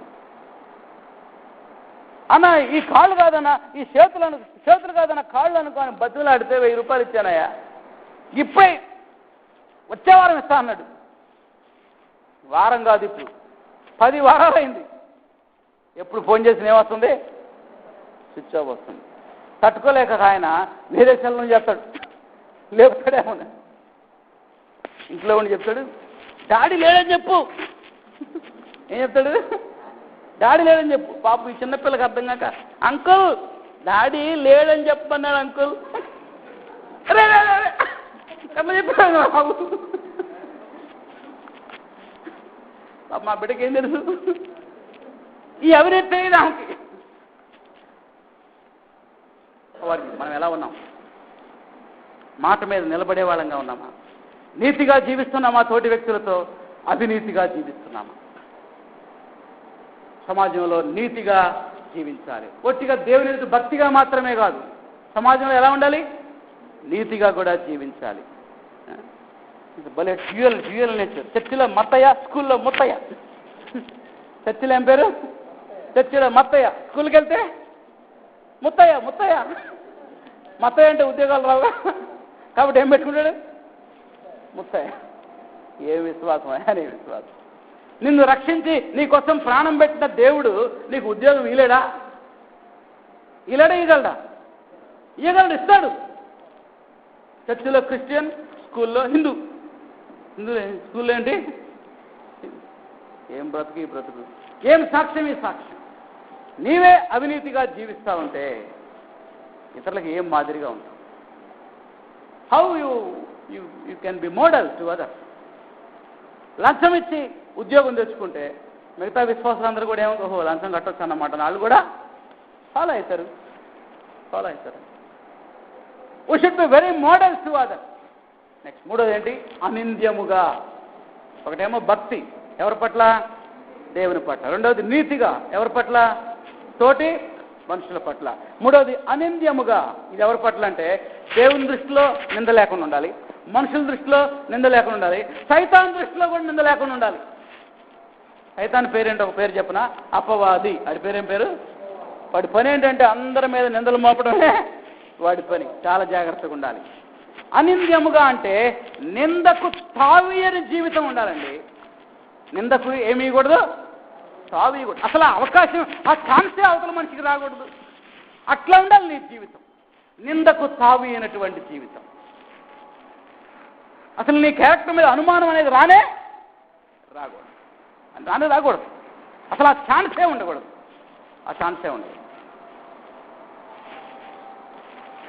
నా పర్సనల్ ఎక్స్పీరియన్స్ చెప్తా.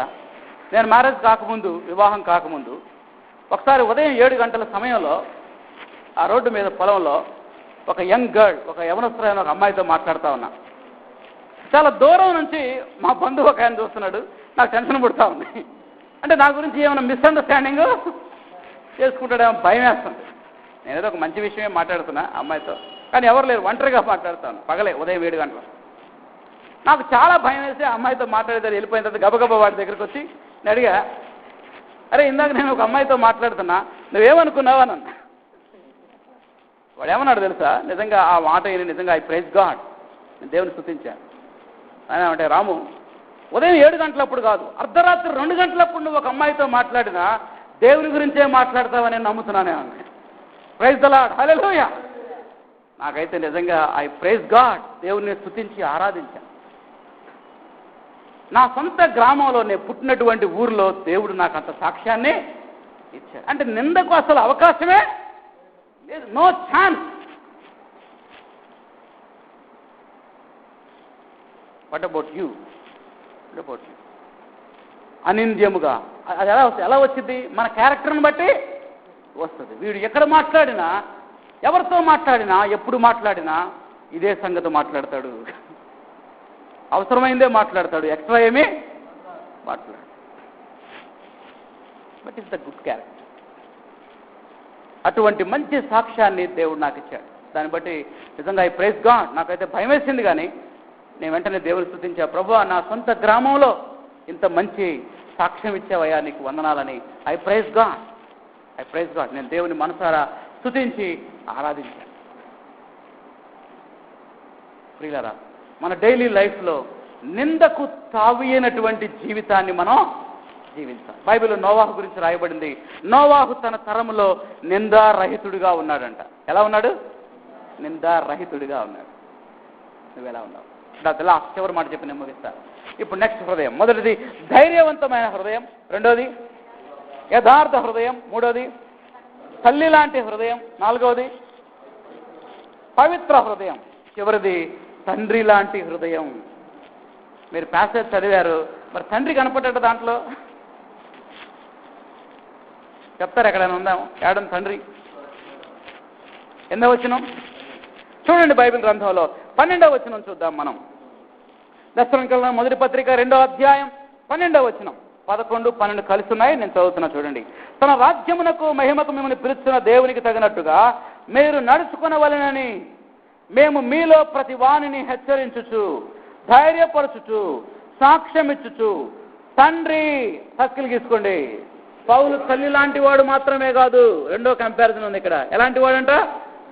తండ్రి లాంటి వాడు. సర్కిల్ గీసుకోండి. గీసుకున్నారా?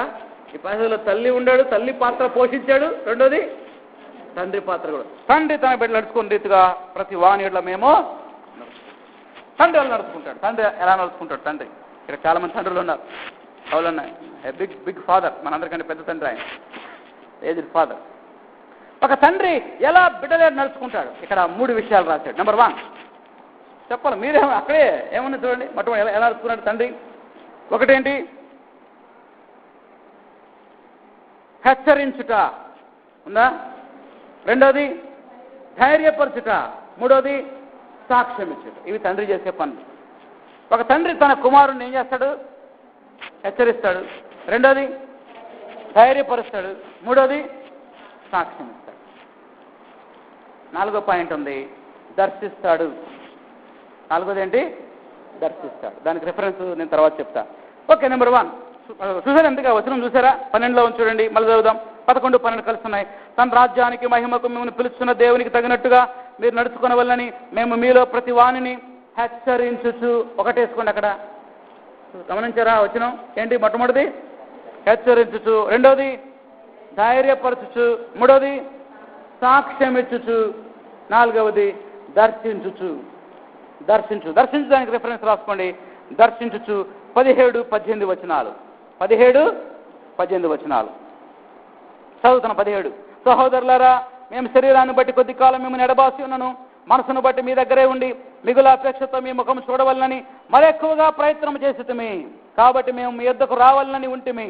పౌలను నేను పలుమార్లు రావాలని, పలుమార్లు సర్కిల్ గీసుకోండి, పలుమార్లు రావాలని ప్రయత్నం చేశాను, కానీ సైతానుడు మమ్మల్ని ఏం చేశాడు? ఆటంకపరిచాడు. సైతానుడు మమ్మల్ని ఆటంకపరిచాడు. ఓకే, ఈ 4 ఎక్స్ప్లెయిన్ చేసి నేను ముగిస్తా. ఒక తండ్రి ఏం చేయాలి కుమారుని పట్ల అంటే, మొట్టమొదటిగా ఏం చేయాలి? హెచ్చరించాలి. దాని అర్థం ఏంటంటే ఇంగ్లీష్లో ఎంకరేజింగ్. కొడుకుని ఏం చేయాలి? ప్రోత్సహించాలి. ఒక తండ్రి తన బిడ్డని ప్రోత్సహించినట్లుగా పౌలు దెస్సలోనిక విశ్వాసులను ఏం చేశాడు? ప్రోత్సహించాడు. ఎంకరేజ్ చేయాలి. చాలా మంది డిస్కరేజ్ చేస్తూ ఉంటారు. ఏం చేస్తూ ఉంటారు? డిస్కరేజ్ చేస్తూ ఉంటారు. ఒక ఎగ్జాంపుల్ చెప్తాను మీకు. ఇక్కడ ఒక ఆమె వచ్చి పాట పాడింది, కొత్తగా చర్చకు వచ్చే ఆమెకి ఆసక్తి. స్తోత్రం చెల్లించు అనే పాట అనుకోండి, మనకేమో పాత పాట, ఆమెకేమిటి ఏం పాట? అది కొత్త పాట. ఇక్కడికి వచ్చి ఆమె ట్యూను బాగాలేదు, టోను బాగాలేదు. ఇప్పుడు ఆమెను ఎంకరేజ్ చేయాలి. ఎలా పొగుడుతావు? ఏంటి? మంచిగా పాడలా, అబద్ధం చెప్పకూడదుగా. ఇంకా ఎట్లా పొగడాలి ఆమెని? ప్రశ్న అర్థమైందా? ఆమె కొత్తగా చర్చకు వస్తుందండి, దేవుడు నమ్ముకుంది. ఇప్పుడు ఆమె మనం ఏం చేయాలి? ఎంకరేజ్ చేయాలి. ఆమె వచ్చి నిలబడి పాడింది, ట్యూను బాగాలేదు, టోన్ కూడా బాగాలేదు. That is the problem. మనకు ట్యూన్ తెలుసు, తప్పు పాడింది. అరే టోన్ ఏమైనా బాగుందా అంటే అది కూడా బాగాలేదు. How you appreciate? పాడాలనే ఆశ ఉంది. నరేష్, వెరీ గుడ్, నీకు ఒక మార్క్ వేసేస్తున్నపో. Very good answer. నువ్వు మంచి ఆశగా పాడావమ్మా, వెరీ గుడ్ అన్నావు. Okay, very good. ఇంకా ఏమంటారన్నా? అది మీరు సలహా ఇచ్చారు, అది అప్రిషియేషన్ కాదు, అది అడ్వైజ్. అది ఇక్కడ నాకు కావాల్సింది ఏంటి? అడ్వైజ్ కాదు, ఎంకరేజ్మెంట్. ఇంకా ఆలోచించండి, ట్రై చేయండి.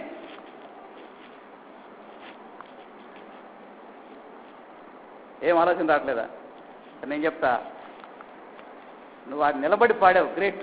అది చప్పట్లు కొట్టాలి, చప్పట్లు కొట్టు. నువ్వు నిలబడి పాడటమే ఒక గ్రేట్. అంతే. నిలబడితే గరగడ వణుకుతాయి అందరికి కాళ్ళు, వణుకుతే వణుకు. మరి ఆమె కొత్తగా వచ్చి నిలబడిందంటే గ్రేట్ కదా? అట్లా అప్రిషియేట్ చేయాలి. మనకు అసలు విమర్శించడమే ఎక్కువ. క్రిటిసైజ్. వీలారా, చార్లెస్ స్విండాల్ అనే దైవజనుడు ఒక బుక్ రాశాడు, పుస్తకం పేరు ఎంకరేజర్. ఆ బుక్లో ఆయన ఏమంటాడంటే, ప్రపంచమంతా ఆల్రెడీ గాయపడింది, నువ్వు వెళ్ళి గాయాలు కెలకాల్సిన అవసరం లేదు, చేత అయితే ముందే అన్నాడు.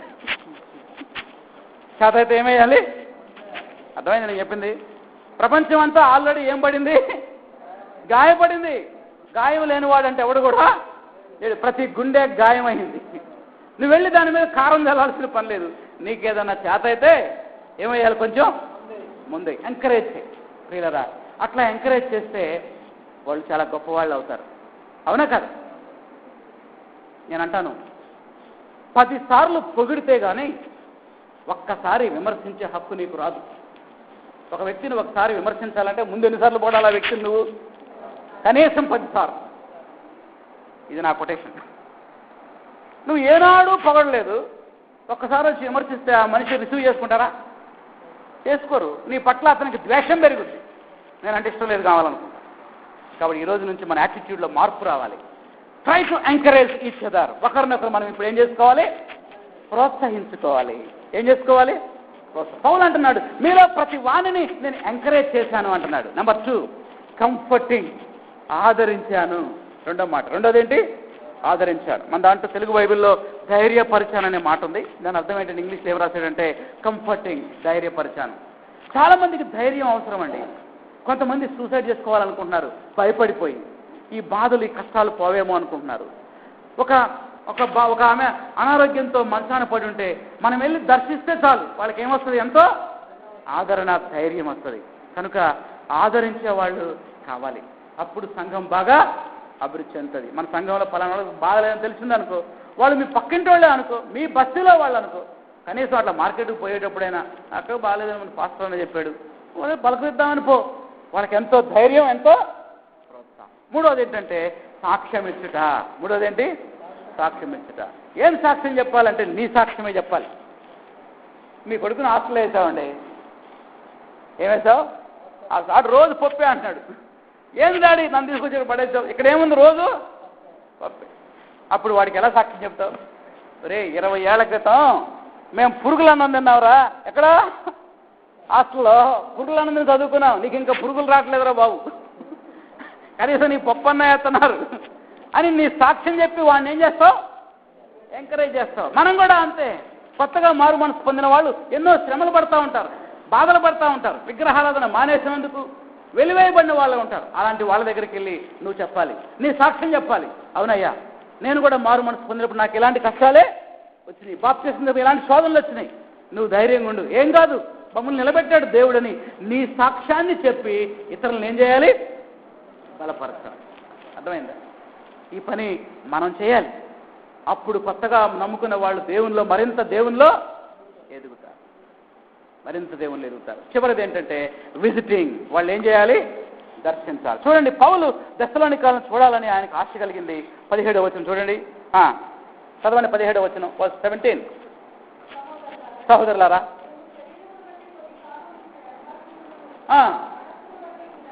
శరీరాన్ని బట్టి నేను దూరంగా ఎక్కడో కొరింథీలో ఉన్నాను, కానీ నా మనసంతా మీ దగ్గరే ఉందంటున్నాడు. ఓకే, అవును.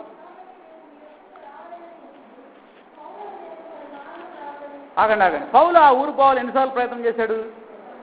ఒకసారి, 2 సార్లు, నంబర్ ఆఫ్ టైమ్స్. చాలాసార్లు దెస్సలోనిక రావాలని ట్రై చేశా. ఏమైంది? సాతాను నన్ను అడ్డగించాడు. ఎంత ఆశ ఉందండి ఆత్మల పట్ల ఆయనకి, దర్శించే హృదయం ఆయనకి.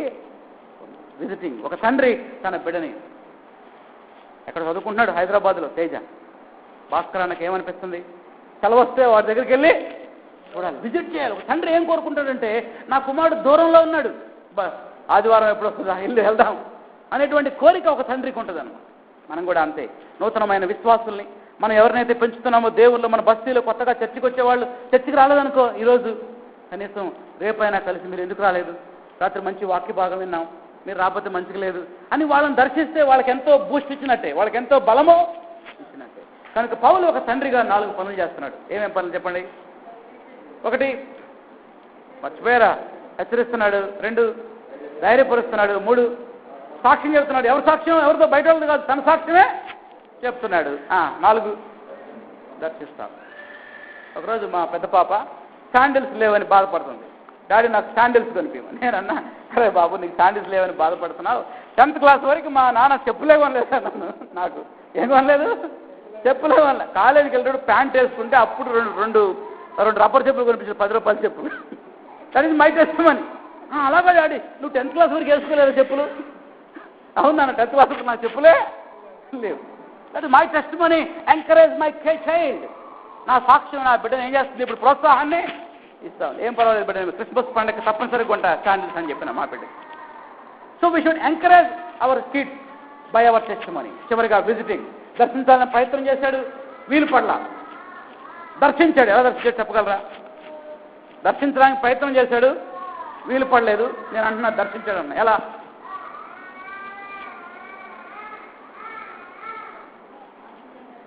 ఏమిటయా మీకేం అర్థం కావట్లేదు? ప్రశ్న అర్థమైందా? దర్శించాలని చాలాసార్లు ప్రయత్నం చేశాడు, సైతాన్ గడు ఏం చేశాడు? దాన్ని ఆపాడు. నేనేమంటున్నానంటే అయినా దర్శించాడు. ఎలా? Through letter. Very good Naresh, నువ్వు మంచి స్పీకర్ అవుతావయ్యా, చాలా చక్కగా అర్థం చేసుకుంటున్నావు నువ్వు. దేవుడు నిన్ను వాడుకుంటాడు. God bless you. దేవుడు పౌలు ఈ లెటర్ ద్వారా వాళ్ళ దగ్గరికి వెళ్ళిపోయాడు. వెళ్ళలేదా? అర్థమైందా మీకు? పలుమారు దర్శించాలని ట్రై చేశాడు, సైతాన్ ఆపాడు. కానీ ఏదో విధంగా వెళ్ళిపోయాడు. ఇంకొక మాధ్యమాన్ని ఎన్నుకున్నాడు. ఏమిటా మాధ్యమం? ఉత్తరం. నువ్వు కూడా ఈరోజు ఆదివారం చర్చికి రాని వ్యక్తిని దర్శించడానికి టైం లేకపోవచ్చు, కానీ సెల్ ఫోన్ ద్వారా మాట్లాడేటువంటి ఒక మాధ్యమం కూడా ఉంది. నువ్వు కూడా ఫోన్ చేసి మాట్లాడచ్చు, నువ్వు ఎందుకు రాలేదు నిన్నని. Another method. పౌలు అనుకున్నాడు దర్శించడానికి ఛాన్స్ లేదు, కనీసం ఏం చేద్దాం, లెటర్ అన్నా రాద్దాం. నువ్వు అనుకోవచ్చు ఈరోజు కనీసం ఫోన్ చేద్దాం, SMS పంపిద్దాం. క్లోజ్ యువర్ బైబిల్స్ మూసేయండి. చివరిగా నా సాక్ష్యం చెప్పి మీకు ముగిస్తాను. నేను ఏ విధంగా నా వ్యక్తిగత జీవితంలో సాక్ష్యాన్ని మరి పంచుకుంటా ఉన్నానో నా యొక్క విశ్వాసులకి నేను మీతో షేర్ చేస్తా ఉన్నాను. జాగ్రత్తగానండి. మేము మంచిర్యాలలో దేవుని సేవ చేసిన దినాల్లో ఒక సహోదరుడు ఉన్నాడు. ఆయనకి ఒక పాప పుట్టింది. ఎవరు పుట్టారు? పాప పుట్టింది. 2 రోజులు చనిపోయింది. 2 డేసే ఉంది. 2 డేస్. అర్ధరాత్రి 12 గంటలప్పుడు నాకు ఫోన్ చేశాడు. అన్న, పాప పుట్టింది, చనిపోయింది, మేము గోదావరికని హాస్పిటల్లో ఉన్నాం, ప్రార్థన చేయండి. ఆ రాత్రి నాకు నిద్ర పట్టలేదు. ఆ టైంలో అసలు బస్సు ఉంటే వెళ్ళిపోదా అనిపించింది నాకు. ఎందుకని అక్కడ నా బిడ్డ బాధలో ఉన్నాడు.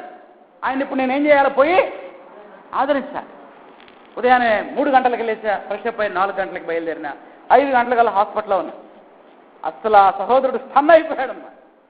అన్నా, నువ్వు వస్తావనుకున్నా కానీ ఇంత ఎర్లీగా వస్తావని నేను ఊహించలేదు. ఆయన దగ్గరికి వెళ్ళి కూర్చోబెట్టా, ఆయనతో మాట్లాడుతా ఉన్నా. బ్రదర్, మీరు అనుకున్నట్టు మాకు 2 పిల్లలు కాదు అని చెప్పా. మీరు అనుకున్నట్టు మాకు 2 పిల్లలు కాదు, మాకు 4 పిల్లలు. 4? మిగతా 2 ఏమయ్యారు? ఒక బాబు 3 నెలల్లోనే కడుపులోనే చనిపోయాడు. ఆ తర్వాత ఒక పాప పుట్టింది. 3 రోజులుండి ఏమైపోయింది? ఆమె చనిపోయింది. మీ పాప కూడా చనిపోయిందా? అవును, మా పాప కూడా చనిపోయింది. దేవుడు మమ్మల్ని ఆదరించాడు.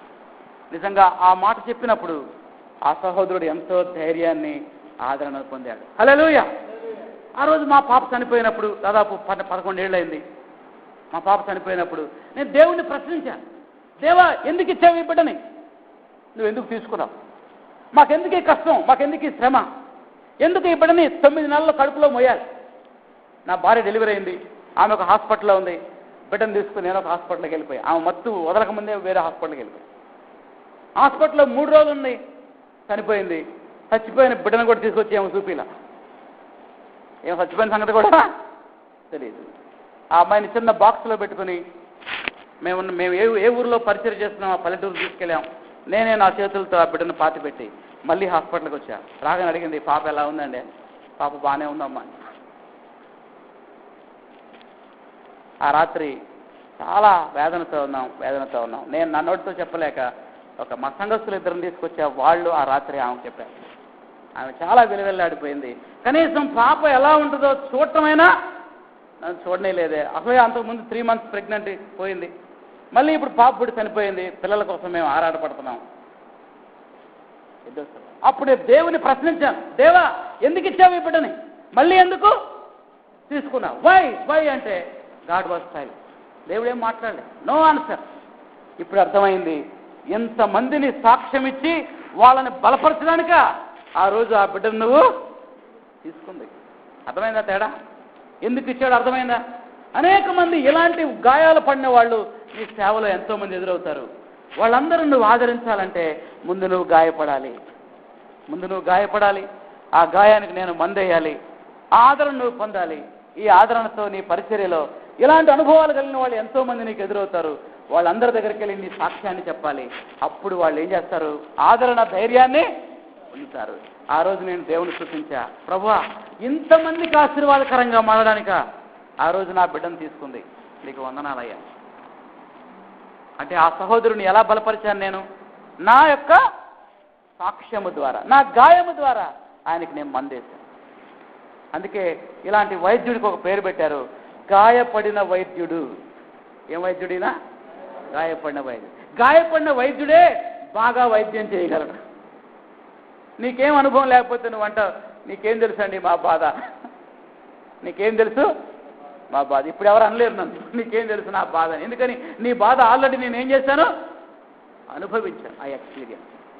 కనుక ప్రియులారా, ఒక మాదిరికరమైన సేవకుడిగా ఉండాలంటే, నాయకుడిగా ఉండాలంటే 5 లక్షణాలు ఉండాలి. ఒకటి చెప్పండి త్వరగా వరుసగా. 1, ధైర్యం గల హృదయం. 2, యథార్థమైన హృదయం. 3, తల్లి లాంటి హృదయం. 4, పవిత్ర హృదయం. 5, తండ్రి లాంటి హృదయం. ఇలా పరిచర్య చేస్తే 1వ వచనంలో ఉంది, మా ప్రయాస ఏమాత్రం వ్యర్థము కాదు. అంతేకాదు, పరలోక రాజ్యములో దేవుడు ఒక అతిశయ కిరీటాన్ని మన తల మీద ఉంచుతానంటున్నాడు. ప్రార్థన చేసుకుందాం. తల వంచండి, మోకరించండి. ప్రియమైన సహోదరి సహోదరులారా, ఈ రాత్రి వేళ దేవుడు తన వాక్యం ద్వారా నీతో మాట్లాడితే నువ్వు ఇప్పుడు దేవునితో మాట్లాడు. ప్రార్థన చేసుకో దేవుని సన్నిధిలో.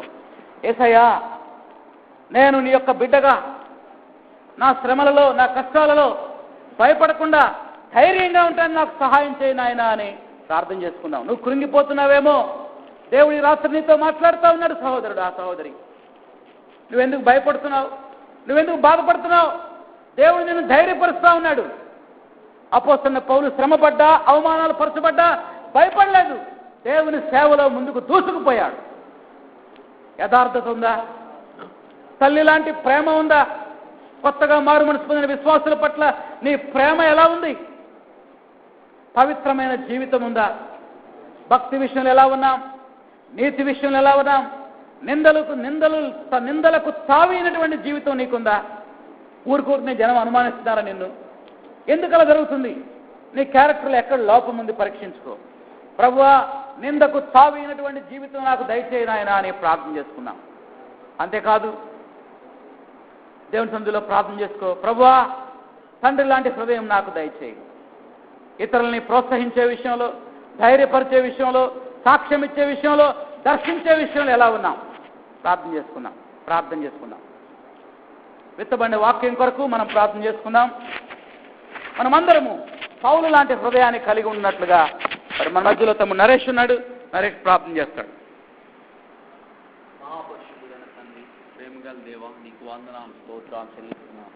ఈ రాత్రి కాల సమయంలో ప్రభువా, తెస్సలోనికీయులకు రాసిన పత్రిక 2వ అధ్యాయం నాయన ప్రభువా, దాని ద్వారా నాయన ఒక మోడల్ లీడర్, నాయన మాదిరికరమైనటువంటి ఒక నాయన ప్రభువా లీడర్ ఏ విధంగా ఉన్నాడో ప్రభువా, 2వ అధ్యాయం అనేకమైన వచనం ద్వారా మాతో మాట్లాడారు ప్రభువా, నీకు వందనాలు తండ్రి. మా జీవిత విశ్వాసం, ఈ యొక్క విశ్వాస జీవితంలో మా ప్రయాణంలో మేము ఏ విధంగా ఉన్నామో నాయన ప్రభువా ఒకసారి పరిశీలన చేసుకోవడానికి మీరు ఇచ్చిన అవకాశం బట్టి నీకు వందనాలు ప్రభువా.